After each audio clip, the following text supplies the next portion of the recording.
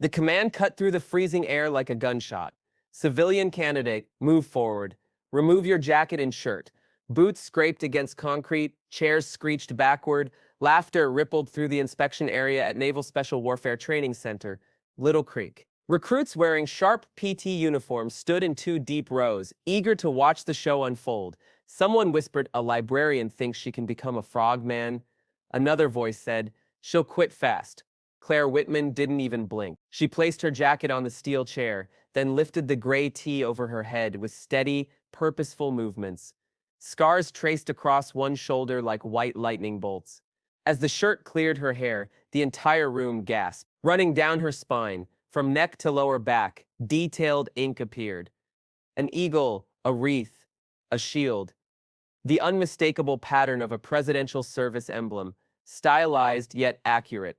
Master Chief Donovan Hale had 3 decades of service behind him. Gray hair, sharp eyes like frozen water went motionless. His jaw clenched tight. The mockery stopped dead. Before we continue, hit subscribe to Military and Veteran Stories so you won't miss these real accounts of bravery. Drop a comment telling us where you're watching from right now. Claire had shown up before sunrise carrying a small bag and wearing an expression that made people underestimate her.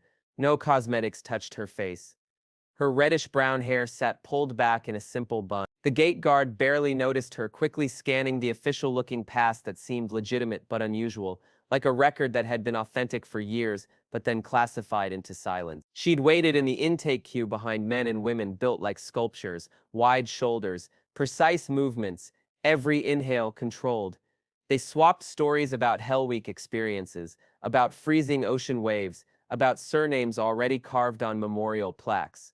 Claire kept her arms at her sides. She observed the flags flutter above the training ground. She tallied the breaths required for Dawn's first rays to flood the drill yard. The intake clerk's brow furrowed when he reviewed her documents. "Your previous assignment isn't recorded," Claire responded with a firm but guarded voice. He paused. He was young, pale-skinned, sincere. Nobody had ever given him phrases like guarded and instructed him to stay silent until an officer gave permission. "Ma'am, are you certain you're in the correct location? This is Naval Special Warfare Evaluation. We don't typically accept civilians." "I'm not a civilian," Claire said quietly, then paused before adding, "Not precisely." Her palms bore calluses that didn't fit her slender build. Old bone fractures created faint patterns across her lower legs, like tales written beneath the surface. Her stance held that subtle, careful restraint of someone who had transported heavy loads across long distances and then mastered standing as though she carried nothing whatsoever. Nobody extended a handshake. Not initially. That wasn't meanness. It was tradition. This training ground was for proven belonging, and to the group of candidates, she was an oddity, too silent, too tidy, too unremarkable. By afternoon, the gossip had begun. She was filling a quota. She was an error. She was an experiment to see who would object. The most popular theory settled like morning dew. She'd worked as an assistant in a Pentagon building and received a special recommendation after a politician's phone call. Claire remained silent. At lunch, she sat by herself with a plastic utensil and a chicken breast that had cooled to pale beige. A cluster of Marines in transition, tough guys with Raider patches sewn on their previous jackets, laughed excessively at jokes that were only partly amusing. Air Force candidates, wearing RAF exchange badges, cleaned their footwear with small, tight gestures. A Navy corpsman with a snake tattoo glanced at his timepiece and announced, "They're going to exhaust us completely. Looking forward to it. Looking forward to it." Someone laughed harshly. "Talk for yourself." Claire chewed slowly and observed the steam from the coffee container twist upward. The dining hall smelled like floor cleaner and heated steel. She cleaned her tray and returned it wordlessly. The initial small insult happened in the changing room, where a petty officer threw her a uniform package with a smirk. "Try not to sink in it. It's what everyone gets," she said, checking the measurements. "It'll work fine." "Sure it will," he answered. "If not, we'll grab you one from the souvenir counter." She dressed rapidly, folded her civilian clothing with almost religious precision, and tucked a thin chain holding 2 small identification tags back beneath her shirt. A woman in the corner watched her movement. Later, Claire would recall that look, not hostility, interest mixed with admiration, like a pilot recognizing a weather pattern in the sky. When they assembled on the pavement again, An instructor shouted names. Claire stood at ease, boots on the marked line, eyes forward. The breeze off the water tasted of brine and cold metal. Whitman, the instructor yelled, you're marked for administration. Step aside. Administration, someone hissed. Translation, she's finished. Claire moved forward. Yes, petty officer. They escorted her to the inspection bay while the others stayed outside, running in place, muttering, releasing the type of nervous energy that turns crowds mean. She walked with measured steps, both respectful and fearless. Inside, fluorescent tubes buzzed. The concrete surface held a creeping coldness. Master Chief Hale waited there with two additional instructors. One was a Marine gunnery sergeant on temporary assignment. The other, a lean boatswain, with the wary expression of a man who had sailed too frequently to trust peaceful seas. Hale's authority filled the space without raising his voice. He possessed the worn appearance of someone who'd been conscious during many of the country's darkest hours and never complained about the timing. State your name, he said. Claire Whitman, Master Chief, prior assignment. Classify. He tapped two fingers on the clipboard. You favor that term? No, Master Chief. Then say something different. She held his stare without defiance. I can supply a contact reference. We'll determine that. He looked down the row at the other two instructors. Stripped to your waist. Let's verify. Inkwork, scars, identifying marks, anything we must document for medical precision. We need to know your identity. Someone cleared their throat behind her. 24 candidates had been instructed to witness. The hallway filled with a human quiet.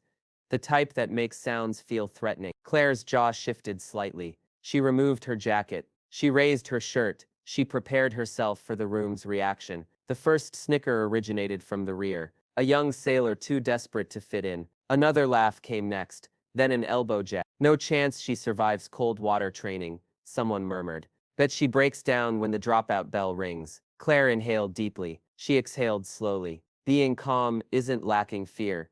It's the stance you adopt when fear arrives hungry. Then she turned and the design down her spine caught the illumination. Silence descended like a weather shift. Even those who didn't understand exactly what they were seeing grasped. They were looking at something that belonged in a different space, a different level, a different section of government. The eagle and wreath, the shield, the fine scroll work interwoven with numbers that weren't arbitrary. No aggressive skulls or cartoon weapons here. No showing off. It was artwork that declined to boast. It said, assigned, entrusted, near to the center of authority. Master Chief Hale took 2 paces closer. His voice, when it emerged, was sharp. Where did you obtain permission for that ink? Off hours? Claire replied, Norfolk a decade ago. The design is personal artwork inspired by a service medal, not a declaration, not a display. The gunnery sergeant squinted. Personal artwork. My, Hale lifted a hand. His expression had transformed. They weren't aggressive anymore. They were searching through memory. Rotate your right shoulder. He instructed. She complied. The scar there, uneven, slightly raised, white against her complexion, ran from collarbone to shoulder muscle, in a manner that made the boatswain stop resting against the wall. He straightened. What caused that? The boatswain questioned. Glass, Claire stated. From what a doorway? Whose doorway? Claire maintained his gaze. One that doesn't receive names spoken aloud. The back row discovered its voice again, not as mockery now, but as confrontation. You believe stories will carry you through surf train. A tall candidate with airborne wings on his uniform stepped forward slightly. You expect us to be impressed. I've witnessed guys with entire back pieces of death figures and jump statistics. Tattoos don't transport boats, neither do bad attitudes, Claire said, gentle as rainfall. The tall candidate reddened. You don't belong in this place. The gunnery sergeant began to call for discipline, but Hale tilted his head. He wanted to observe it unfold. He wanted to discover whether the composure in Claire's expression was genuine courage or fake confidence. We'll discover who belongs, Hale stated. Outside, assemble. They reached the sand at a run. The Atlantic hurled its gray force at the shoreline. The instructors placed a telephone pole, slim as a young tree but heavier than it appeared, onto the shoulders of 7 candidates. Log physical training, the boatswain announced loudly. Lift overhead and maintain. Claire slid beneath the weight without hesitation, shoulders against the timber, hands positioned. The group swayed toward the weakest shoulders. Always happened. Her frame absorbed that burden, and she didn't broadcast it. They ran the log to the ridge and returned, then to the tide line, then into the wave zone, where small breakers strike like palms. Get soaked. The order came sharp. They dove in, emerged dripping with cold. On the return run, the airborne candidate cut across Claire's path with a hip bump. Subtle, possibly unintentional if you wanted to pretend about it. Claire stumbled, then recovered herself with footwork that faintly echoed a combat stance, but finished like a runner's balance. Correction. She didn't glare. She repositioned and didn't offer him her shoulder again. During the following hour, the harassment grew like heat radiating off pavement. A petty officer skipped calling her name during water skills, and then yelled at her for missing the announcement. Two candidates whispered, "Tourist," quietly as she walked past. Another questioned too audibly, "What's the going price for a Capitol Hill staffer's recommendation these days?" A medic conducting blood pressure checks for safety inflated the cuff 2 notches tighter than required. She didn't object. She didn't gulp hard. She just breathed and allowed the cuff to compress her arm, and then thanked the medic when he finished, like appreciation were a dialect she had mastered, in a location where nobody anticipated hearing it. On the obstacle course, she moved with the type of ease that surprises quietly, not rapid, not flashy, just more fluid than a beginner should be. The high barrier met her palms, and then her knees, and then her waist, and then her boots on the upper edge.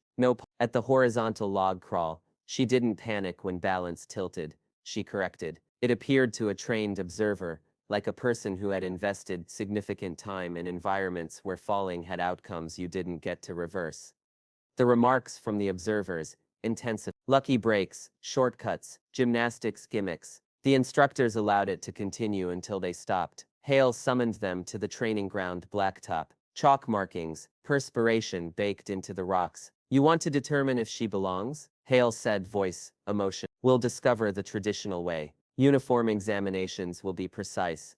If it's incorrect, it's incorrect. And if anyone makes a sound with a joke while we're inspecting, I'll have you crawl on all fours until the geography changes." He started down the row. Outer garments, clean laces, secured sleeves properly folded, properly hemmed, correct on Claire, flawless. He attempted to catch her on details, a loose thread and imperfect fold. She'd anticipated him, not because she understood his preferences, but because she recognized that men like him didn't possess preferences. They possessed standards, identification, he stated. She handed him a plastic credential. He examined it, examined her, then returned. He didn't question about the contact reference again. By late afternoon, the group was divided. Some still amused themselves with scorn. Others kept glancing at the marking on her spine when she faced away, thinking deep. A British exchange candidate with RAF pilot insignia murmured to a Marine beside her, "That pattern, if it's what I suspect it is, she isn't an assistant." The Marine frowned. "Plenty of individuals get inked. Doesn't indicate."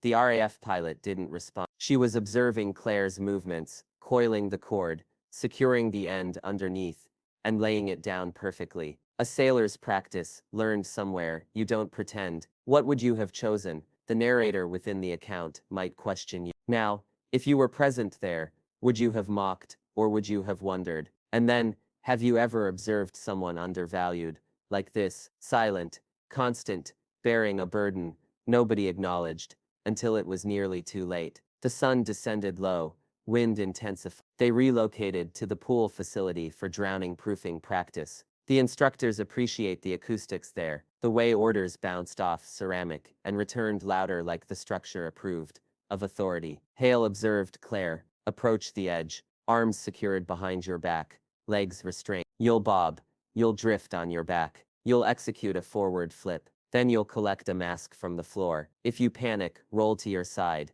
open your airway, and make a decision. You can always make a decision. Yes, Master Chief, Claire responded. Somewhere behind them, the airborne candidate muttered, "Take a nice long swallow."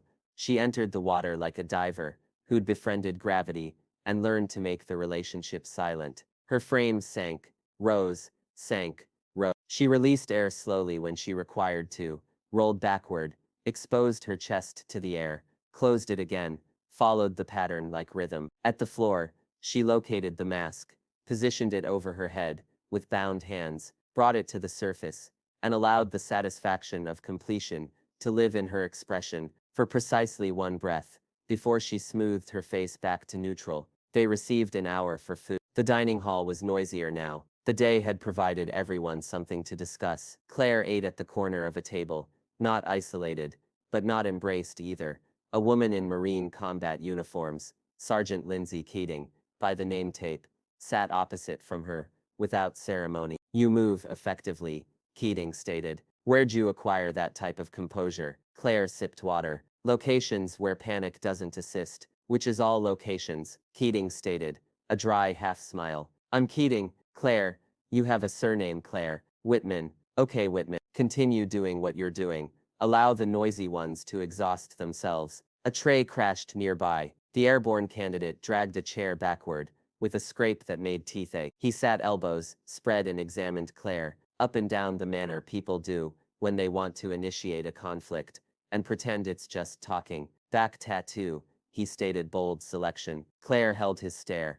"If you're searching for a tale, the queue is over there." She indicated toward a group already exchanging sea stories. "They're trading superior lies." "Amusing," he stated, but his expression didn't smile. "What is it?" "You worked campaigns in Iowa, transported briefcases for individuals with their names on monuments.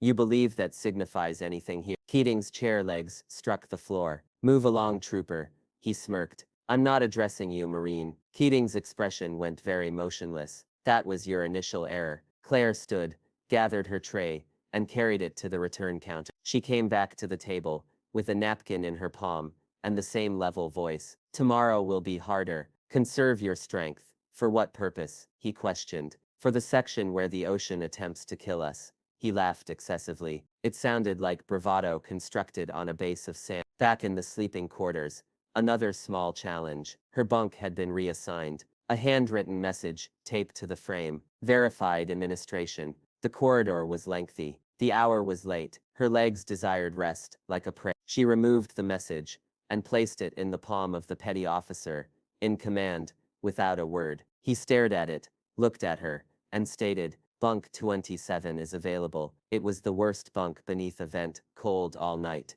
She made the bed tight enough to bounce a quarter anyway, then positioned a folded shirt at the corner like a small private standard she could carry into sleep. The wind outside sang in the flag cable. Somewhere a helicopter beat past, the rhythm as recognizable as a pulse to those who know the sound. Blackhawks descending into a dark landing zone and lifting out again with a little more mass than before. Claire slept like she always did, not soundly, not readily, but morning arrived with a whistle that could have sliced steel. The surf was icier. The sky was a pale canvas. The instructors pushed them hard at first light. Push-ups on the training ground, boats overhead, sprints to the ridge, and back until voices lost their sharpness and became noise. During a pause to refill water containers, Keating leaned close and stated, "Your shoulder scar shrapnel." Claire considered. "Glass. What type of glass causes that?" Keating questioned. "Security glass," Claire stated,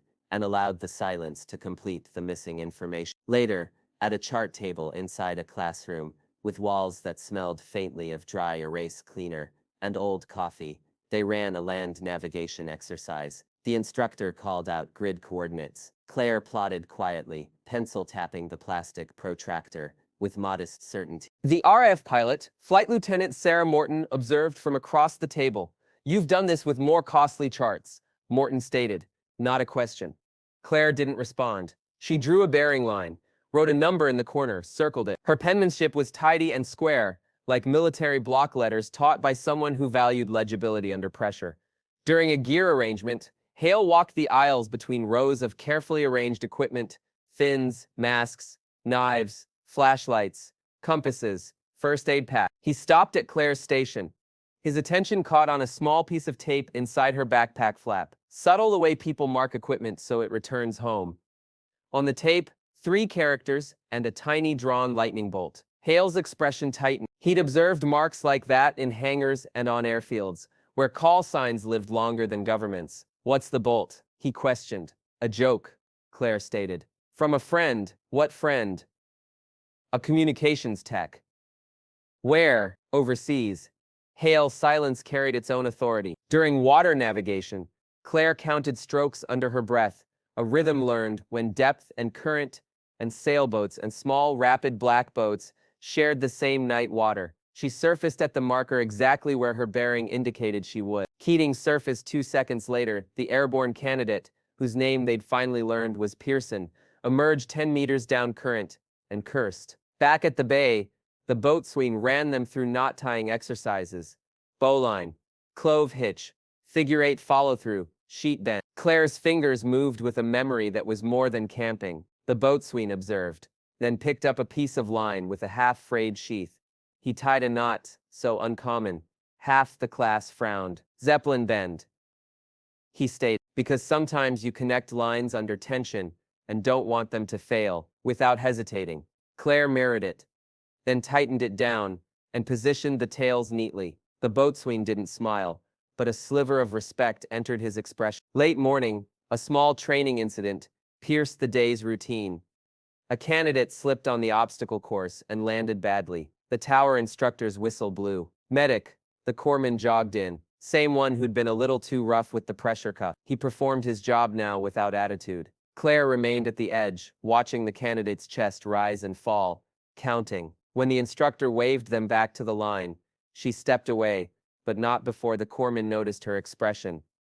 It wasn't curiosity, it was evaluation, quiet and clinical, like she'd cataloged all the ways a fall could go wrong long before this one occurred. Tiny hints, like breadcrumbs, like the way her eyes had tracked the helicopter last night, not as a bystander, but as a person who understood where the pilot would land if the weather shifted, like the way she always sat with her back to a wall and the exit indexed in her peripheral vision, like the way she never put her water bottle down without anchoring it under the table leg. In the afternoon, an instructor from the Navy's small boat unit, a chief with a scar that ran from ear to jaw like a white cord, ran a practical on radio procedures.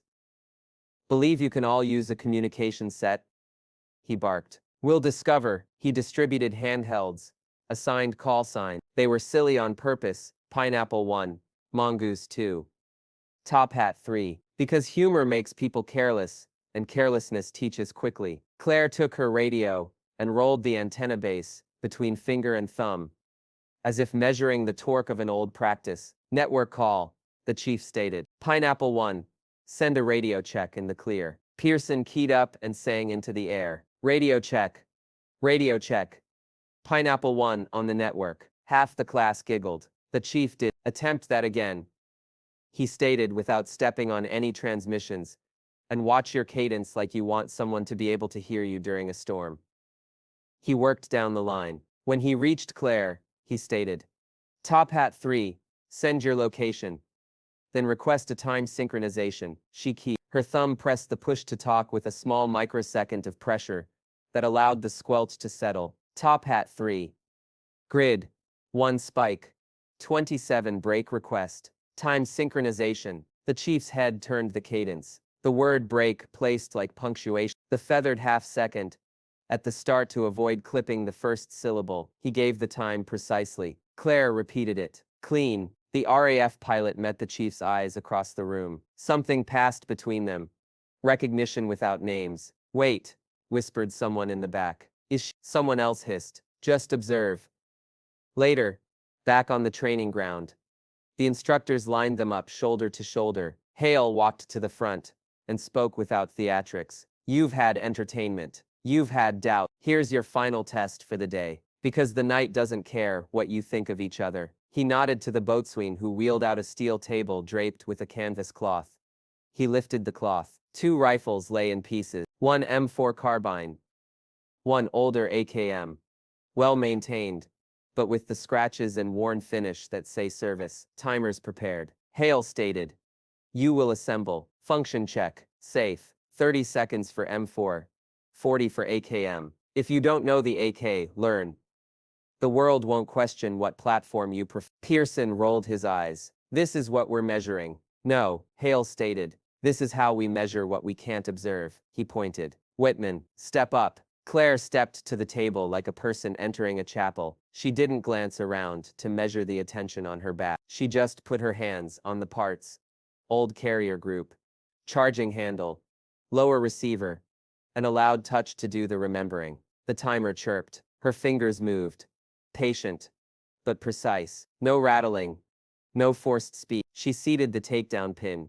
With a small push, ran the charging handle, tapped the bolt forward. With a knuckle like an old superstition, checked safe, semi-safe, squeezed and listened for the clean click. 24, the boatswain called. If he'd had gum in his mouth, he would have swallowed it. AK, Hale stated. She turned the old steel like a friend. You don't pretend to be better than. Dust cover on recoil spring carrier, gas tube. She had to fight the muscle memory of familiarity with the M4, and instead allow her hands to remember the AK the way it feels in places where the manuals are in Cyrillic or Dari, but the mechanics are universal. She worked the safety with the lever that never wants to be quiet. Check, shoulder, click, 31, the boatswain stated. Pearson snorted. So she knows how to play with toys. Your turn, Hale stated. Pearson stepped up. Grinning, he matched her M4 time and smirked wider.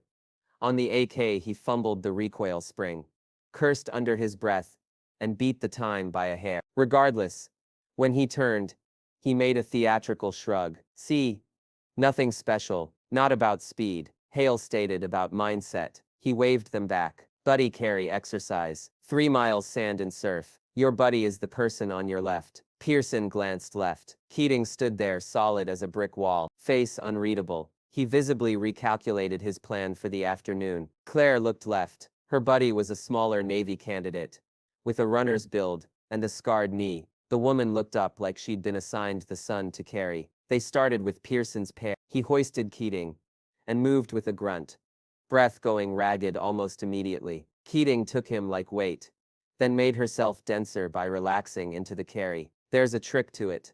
And she knew it. And she didn't help, because not helping here was kindness. He lasted 200 meters before the first stumble. Down.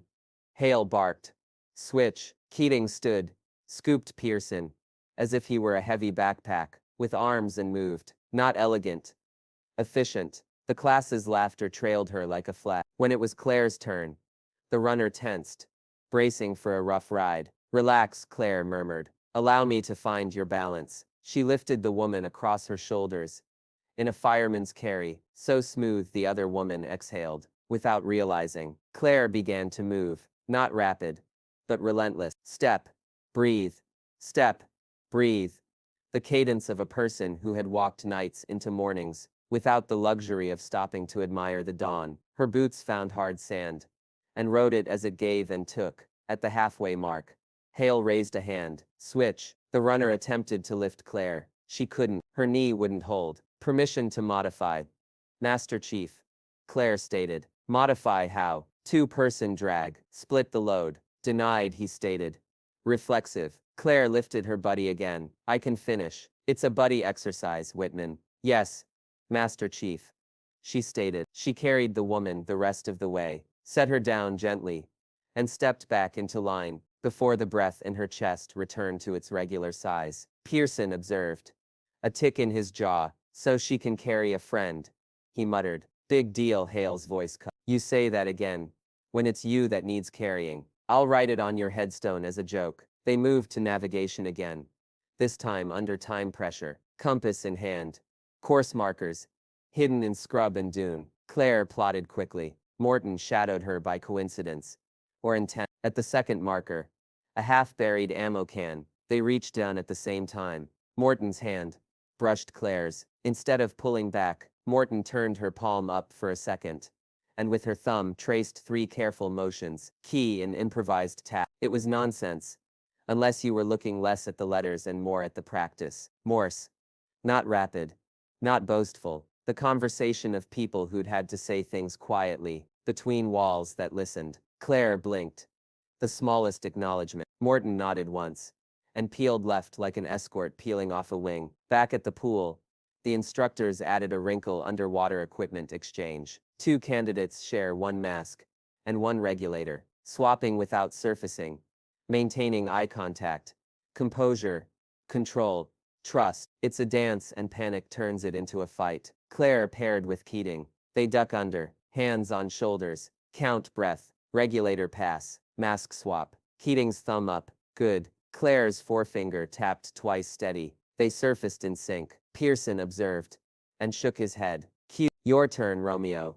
The boatswain stated and tossed him into the water with a grin. In the late afternoon, another small crisis struck like an unwelcome guest. A candidate at the far lane misjudged his breath and panicked halfway through a regulator exchange. He clawed at the mask, eyes wide, lungs burning themselves into a screen that couldn't get out underwater. The instructor dove for him, but Claire was closer. She slipped under clean, slid in front, placed both palms against his cheeks, and looked at him. Looked the way you look at a person in a burning room, to remind them there are exits.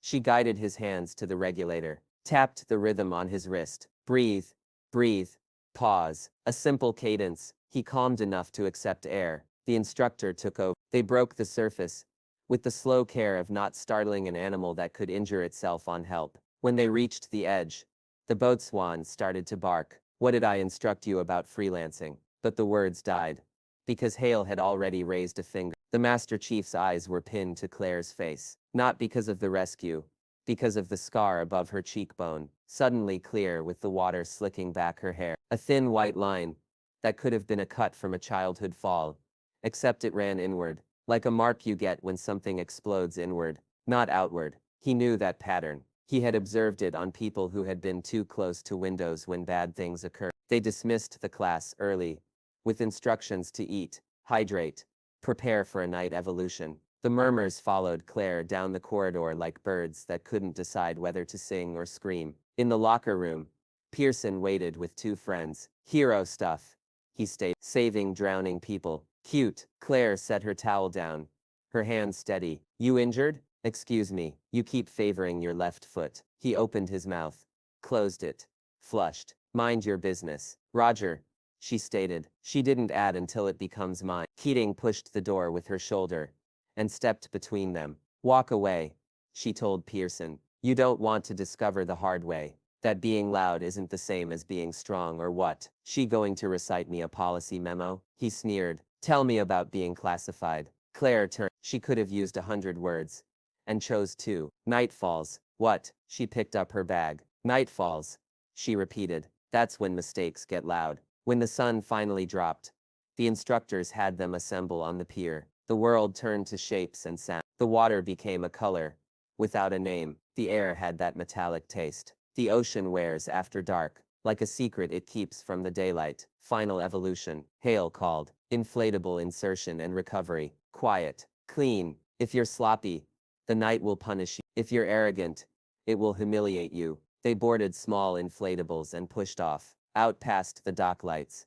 The world narrowed to the red ember of a distant buoy, and the ghost of a shoreline. The coxswain cut the engine oars out. Silent struck. The sound of wood and oarlocks can carry farther than a shout on clear water. They moved like whispers. Halfway through, a motorboat approached from the left civilian, unaware, throwing a wake that could tip a small craft if you were tired enough and careless enough. The coxswain hissed. Hold brake. The wake rolled under them. One inflatable took it wrong. A candidate went overboard. He bobbed up, swallowed a lungful of salt, thrashed. Hold your positions, Hale ordered from the lead boat. The coxswain moved to recover, but the angle was bad.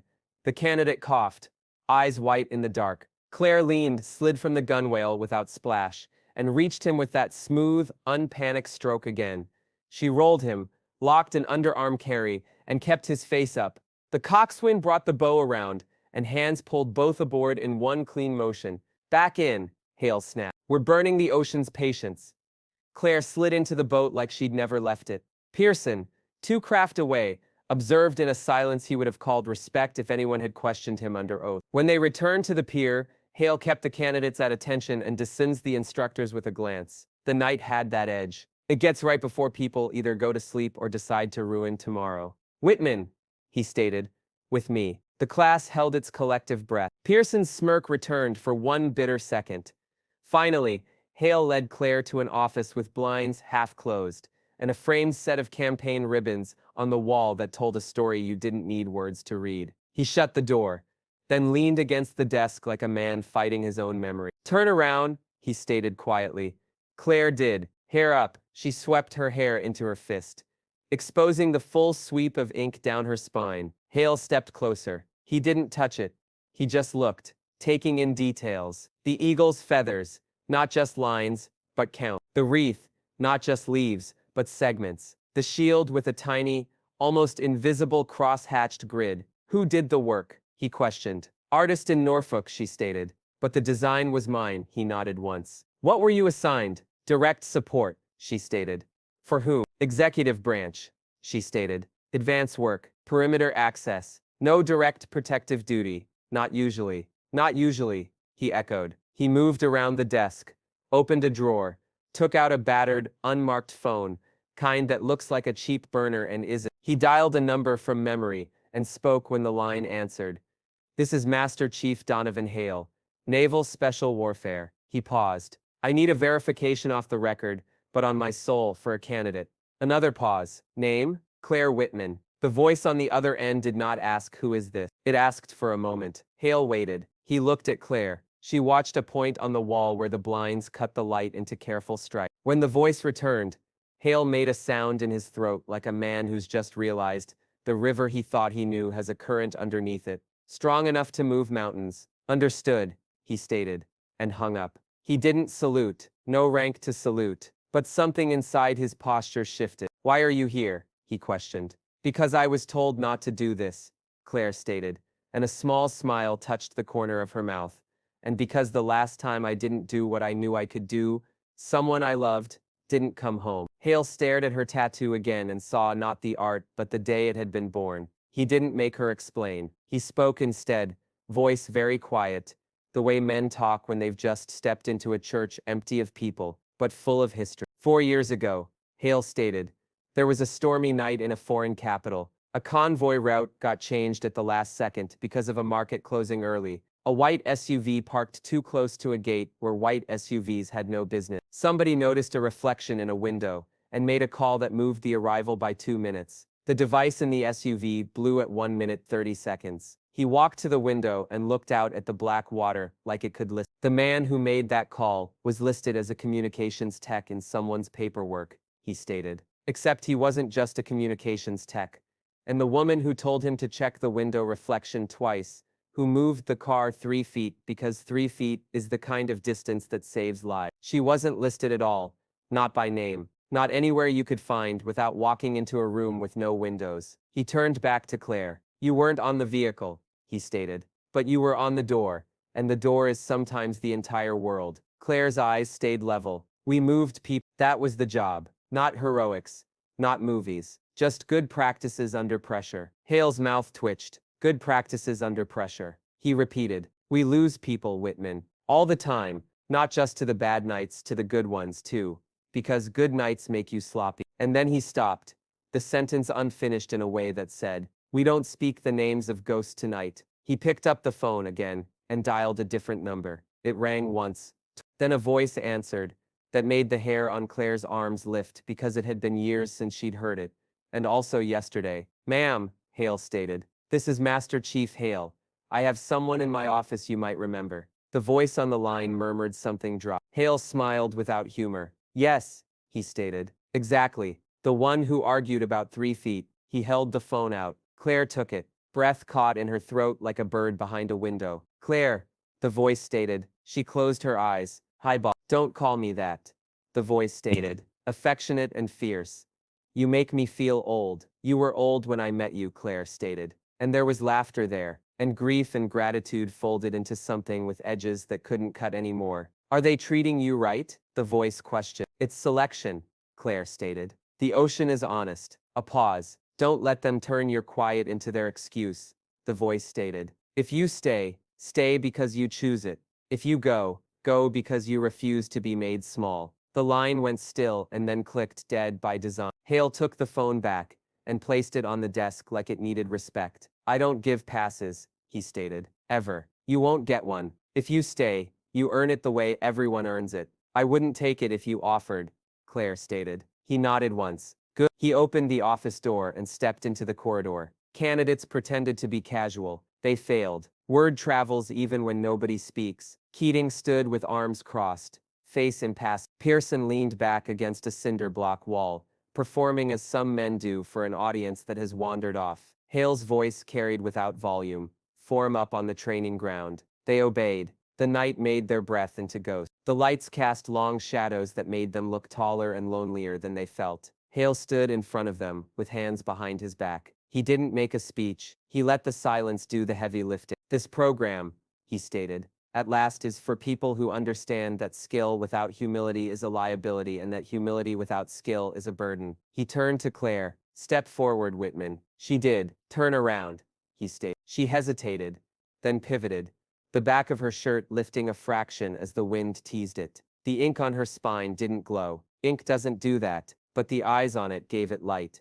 It wasn't the picture that stopped Pearson. It was the way Hale looked at it. It was the way Morton stood just a little straighter, RAF wings catching the fluorescent glare. It was the way Keating's chin dipped just enough to honor, not the art, but the story behind the art. For the record, Hale stated, "We don't care about your tattoos, we care about your work. But sometimes a mark is not a boast. Sometimes it's a ledger." He faced the class. Whitman served in places where the only reward for doing it right is nothing happening that day. She will be treated as any other candidate.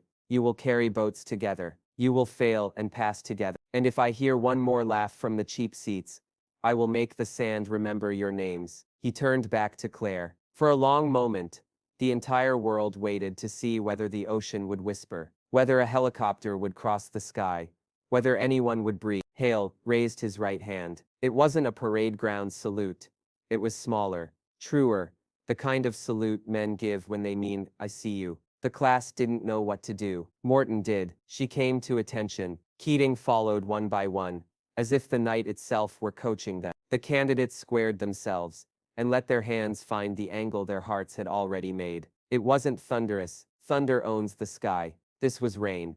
100 small taps on a roof you love because it shelters something worth protecting. Pearson stood there, like a man remembering how to be better than his worst moments. Hale dropped his hand. Enough sentiment, he stated gruffly. You want to make this mean something? Be here at first light with your souls squared away. First light. Pearson muttered almost to himself. Yes, Master Chief. As the line broke, Keating drifted to Claire's side and stated without looking at her. Now I know what it is. What? Claire questioned. The look you have, Keating stated. I've only seen it twice. First time was a pilot after a bad night over Helm. Second was a cop who stood outside a school while people screamed and still went in. It's not bravado. It's like you've already paid your life forward. Claire swallowed. We all pay, she stated. The question is how. The pier emptied in slow currents.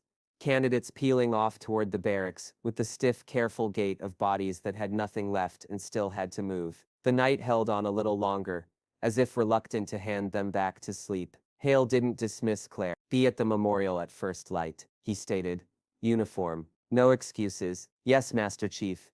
He didn't explain which memorial. He didn't need to. Every base has a quiet place set aside for names that didn't get to go home. At Little Creek, it was a low wall of black stone tucked near a stand of pines, a small plaza of brick underfoot, a flag that cracked like paper in the coastal wind. When the sky turned from ink to slate, they formed up their class instructors, the boatswain with his scar, the gunnery sergeant with his folded arms, even a few staff from admin who just happened to be walking by at the right hour. Keating stood at Claire's shoulder, Morton on the other side, a neat triangle of composure. Pearson took his place 2 ranks back, jaw set like he decided to be a better man, or at least stopped trying to be worse. Hale faced them, with his cap under his arm. No microphone, no ceremony beyond the flag, the wall and the air that all three seemed to share. I don't bring candidates here, he stated. Not usually. Respect isn't a trick for morale. It's a ledger. You pay into it by how you carry yourself when no one is looking. Yesterday, some of you laughed, some of you wondered. All of you learned something. He turned to Claire Whitman. Step forward. She did, boots tapping once on the bricks. She stopped 1 pace from the wall and didn't turn her back on the names. Hale didn't have to tell her not to. He held out a small wooden box, the kind that might hold a medal, except this one was empty. Open it, she did. Inside, on felt black as the stone behind it, lay a thin metal strip engraved with a set of coordinates and a date. No words, no explanation, just a place and a when. The night you moved a car 3 feet, Hale stated. We don't give trinkets for doing your job, but sometimes we mark a moment so we don't forget who we ought to be when the next moment comes. Claire looked down at the strip. She didn't touch it. She closed the box, not as a refusal, but as a promise to hold it later when the day wasn't watching. Respectfully, Master Chief, she stated, I didn't do it alone. No one ever does, he stated. He pivoted back to the formation. Boats, he stated. Overhead, one silent carry. From here to the surf and back, no cadence calls, no barked orders. If you've got something to say it with your spine. The boats looked too large for the plaza, wrong in the solemn space. But then that was the point. Carry weight through places meant for whispers and show who you are. They lifted. Claire's crew took their position. Pearson slid in under a gunwale across from Keating without being told like he wanted a second shot at getting this right. The first step bit into ankles, the next into hips. The boat steadied. They moved out from the trees, down the path, past the classrooms and the motor pool, along the fence line where the wind came through with a maritime sting. They turned as a unit at Hale's Point, a slow, deliberate pivot that showed more discipline than an hour of shouted drill, and crossed the road to the quarter-mile of sand that has measured more souls than any written exam ever will. At the waterline, the ocean greeted them with a cold hand. Surf collapsed and hissed. The sun finally broke loose of the horizon and threw a blade of light across their faces. Hale lifted a flat palm, sat down. The boat kissed the wet sand and settled like a beast, choosing to rest. Back in, he stated after a beat. Same carry, same silence. They lifted again. Halfway back, Pearson faltered. Not a showy stumble, a real one. The kind you can't talk yourself out of. The weight shifted. The boat threatened to tilt. Claire bowed her knees and took the angle, a tiny rebalancing that saved a dozen shoulders from a sudden bite. Keating saw it and matched her bend. The boat steadied. Pearson swallowed, found his breath, and without dramatics, without apology yet, pushed back into the load. When they reached the plaza, Hale raised his hand, and they brought the boat down as one. The thud of rubber to brick sounded like a period at the end of a sentence that hadn't wasted a single word. Hale faced them again, and this time he didn't speak first. The gunnery sergeant stepped forward, chin lifted, voice rough in the way of a man who has chewed sand and swallowed pride and learned to like neither.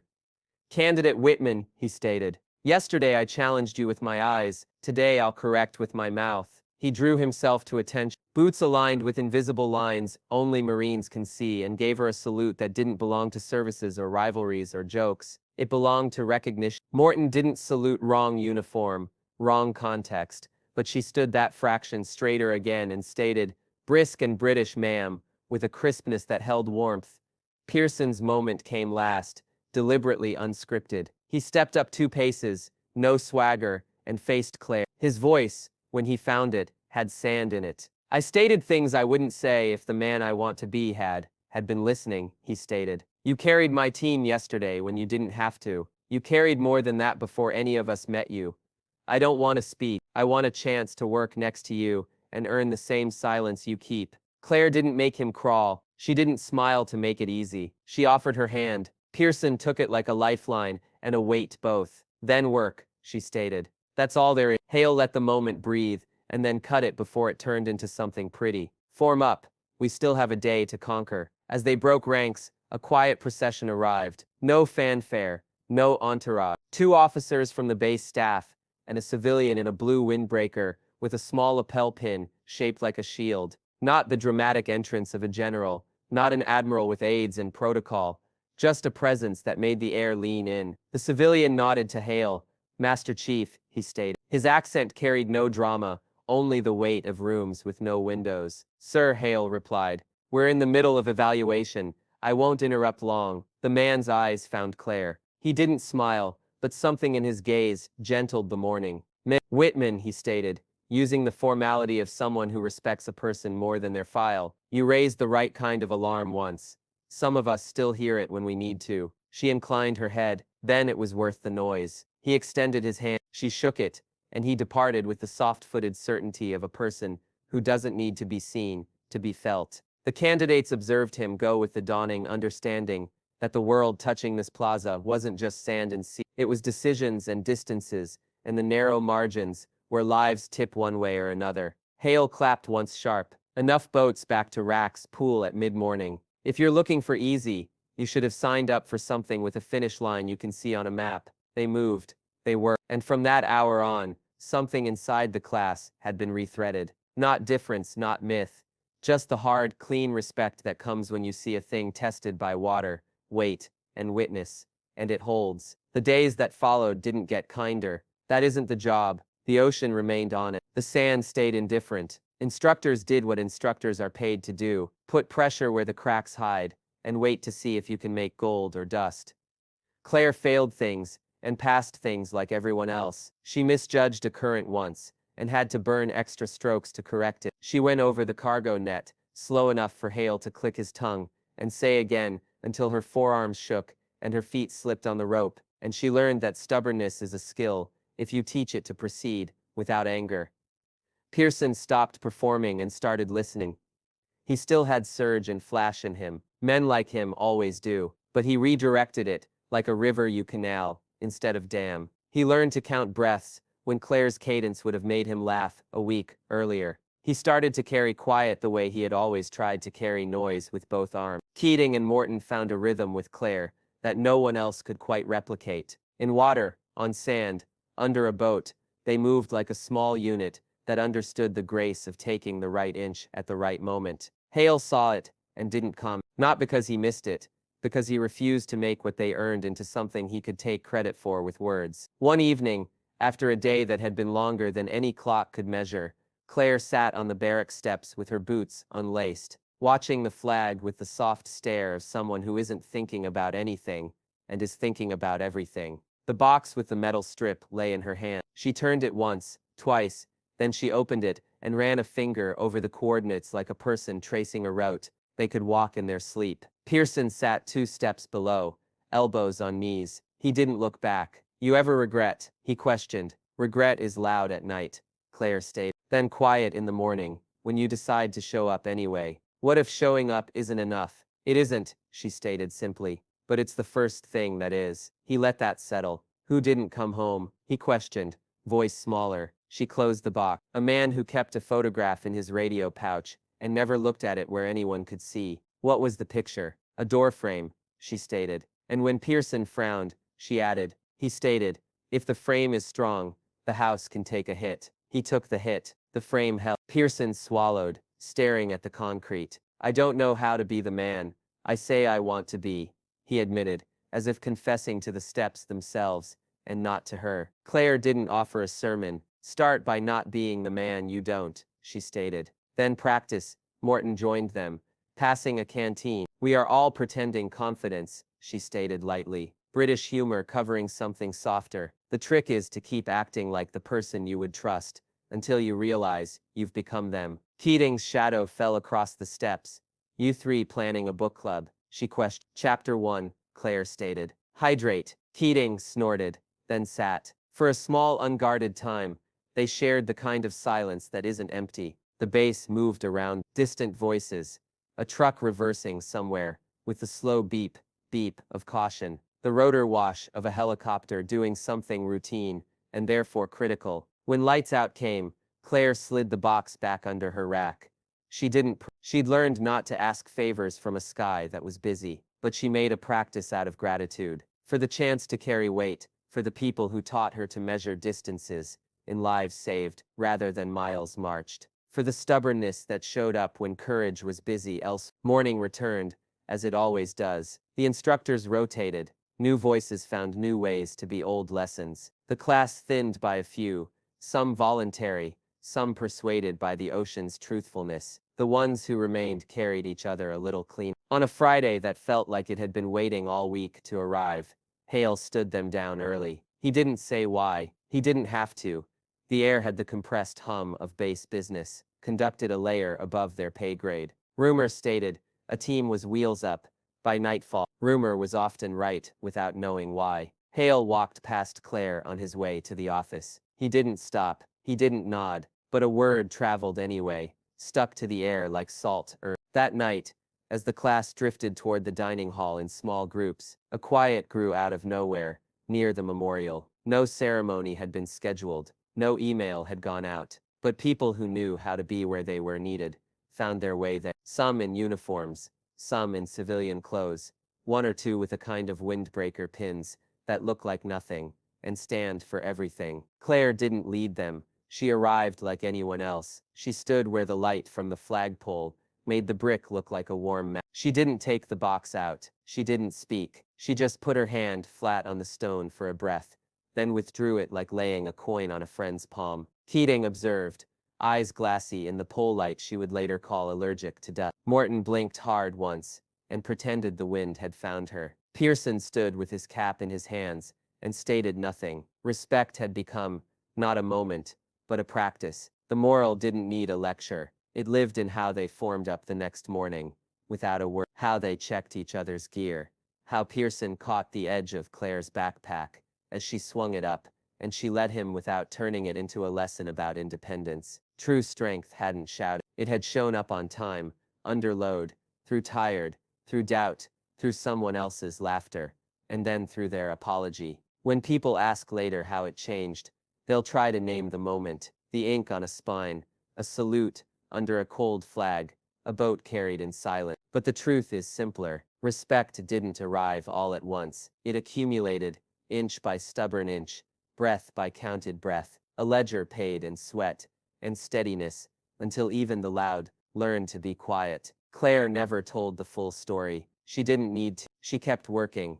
kept counting strokes, kept choosing the 3 feet that save lives, and the ones who observed learned to measure themselves by what they carried for each other. If this story moved you, remember the people who show up before the sun and leave after the ocean has taken its due. Respect them out loud while they can still hear it. If you enjoyed this story, please subscribe for more military and veteran stories. These stories keep the courage alive for generations to come. Tell us in the comments where you're watching from and who taught you what respect really means.